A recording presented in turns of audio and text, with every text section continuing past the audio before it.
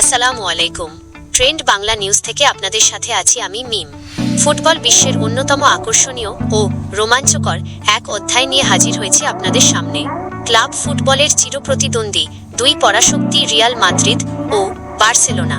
সাম্প্রতিক সময়ে লা লিগা কিংবা স্প্যানিশ ফুটবলের ঘরোয়া প্রতিযোগিতায় বার্সেলোনার একচ্ছত্র আধিপত্য দেখে অনেকেই নড়েচড়ে বসেছেন। গত 2 মৌসুমে লা লিগা, কোপা দেল রে ও স্প্যানিশ সুপার কাপের 6টি ট্রফির মধ্যে একাই 5টি জিতে নিয়েছে কাতালান ক্লাবটি, যেখানে রিয়াল মাদ্রিদের ঝুলিতে শূন্য। চিরপ্রতিদ্বন্দ্বীদের এমন দাপট আর সহ্য হচ্ছে না সান্তিয়াগো বার্নাবিউর কর্তা ব্যক্তিদের। আর তাই বার্সার এই রথযাত্রা থমকে দিতে 16 বছর আগের সেই পুরনো ও পরীক্ষিত ফর্মুলায় ফিরছে লস ব্ল্যাঙ্কোসরা।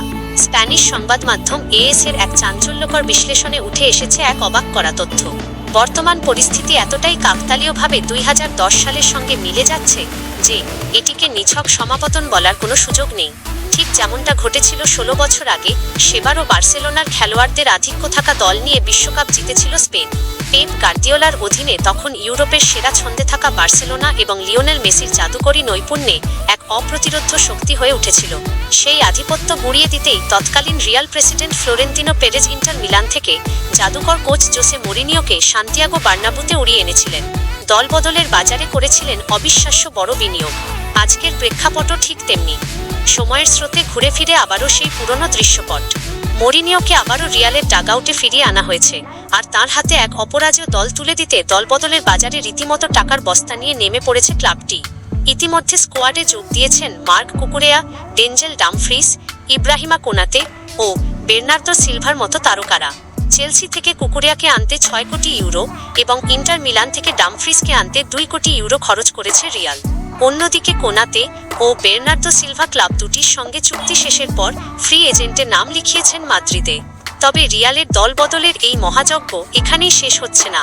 গুঞ্জন রয়েছে বিশ্বকাপের পর আইভরি কোস্টের মাত্র 19 বছর বয়সী উদীয়মান উইঙ্গার ইয়ান দিওমান্দেকে দলে টানতে 10 কোটি ইউরোরও বেশি খরচ করার প্রস্তুতি নিচ্ছে রিয়াল ম্যানেজমেন্ট। আর সবচেয়ে বড় চমক হিসেবে বিশ্বকাপের মঞ্চে দুর্দান্ত পারফরম্যান্সের পর ম্যানচেস্টার সিটির স্প্যানিশ মিডফিল্ডার রদ্রিকে ছিনিয়ে আনতে 3 অঙ্কের বিশাল প্রস্তাব প্রস্তুত রেখেছে তারা। সংবাদ মাধ্যম এএস হিসাব কষে দেখিয়েছে, রদ্রি ও দিওমান্দের এই সম্ভাব্য চুক্তিগুলো সম্পন্ন হলে তা 2010 সালের মরিনিওর আমলের বিনিয়োগকেও বহুগুণে ছাড়িয়ে যাবে। অবশ্য ফুটবলে বড় অঙ্কের অর্থ ঢালাই করলেই যে রাতারাতি সাফল্য নিশ্চিত হয়ে যায় না, তার তিক্ত অভিজ্ঞতা রিয়ালের বেশ ভালোভাবেই জানা আছে। গত 2025 সালের গ্রীষ্মকালীন দলবদলে 18 কোটি ইউরোরও বেশি খরচ করে Franco Mastantuono, Dean Huijsen, Alvaro Carreras ও ট্রেন্ট আলেকজান্ডার আর্নল্ডের মতো তরুণ ও প্রতিভাবানদের দলে ভিড়িয়েছিল ক্লাবটি। কিন্তু 1 বছর পেরিয়ে গেলেও তাদের কেউ দলের নিয়মিত প্রথম একাদশে নিজেদের শক্ত অবস্থান তৈরি করতে পারেননি। বিশেষ করে ইংলিশ ডিফেন্ডার ট্রেন্ট আলেকজান্ডার আর্নল্ডকে ফিফা ক্লাব বিশ্বকাপে খেলানোর জন্য মোটা অঙ্কের ক্ষতিপূরণ দিয়ে দলবদল করানো হলেও পরবর্তীতে ইনজুরি আর অফফর্মের কারণে তিনি জাতীয় দলের বিশ্বকাপ স্কোয়াড থেকেই ছিটকে যান।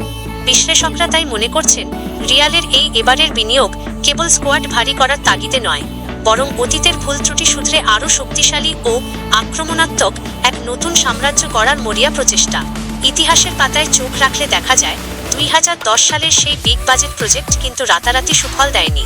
মরিনিওর অধীনে সেবার প্রথম মৌসুমে ঘরোয়া 3 ট্রফির মধ্যে কেবল কোপা দেল রেই জিততে পেরেছিল রিয়াল মাদ্রিদ। লিগ ও সুপার কাপের পাশাপাশি উয়েফা চ্যাম্পিয়ন্স লিগের ট্রফিও নিজেদের ঘরে তুলে নিয়েছিল সেই সময়ের অপ্রতিরোধ্য বার্সেলোনা। তবে সময়ের চাকা ঘুরে আজ আবারও রিয়াল মাদ্রিদ ইতিহাসের পুনরাবৃত্তি ঘটাতে চাইছে।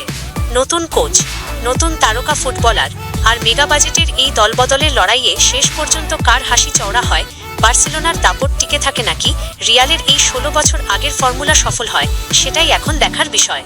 ফুটবল প্রেমীদের নজর এখন কেবলই লা লিগার পরবর্তী মৌসুমের দিকে। দলবদলের এই বিশাল লড়াই মাঠের ফুটবলে কতটা প্রভাব ফেলে এবং এল ক্লাসিকোর দ্বৈরথে কেমন রোমাঞ্চ ছড়ায় তা সময় বলে দেবে। আজকের মতো খেলার খবর এখানেই শেষ করছি। এরকম আরও নিত্যনতুন এবং রোমাঞ্চকর খেলার খবর সবার আগে পেতে আমাদের চ্যানেলটি সাবস্ক্রাইব করে পাশেই থাকুন। খেলাধুলার সকল আপডেট নিয়ে খুব শীঘ্রই আপনাদের সামনে আবারও হাজির হব। সকলে ভালো থাকুন, সুস্থ থাকুন।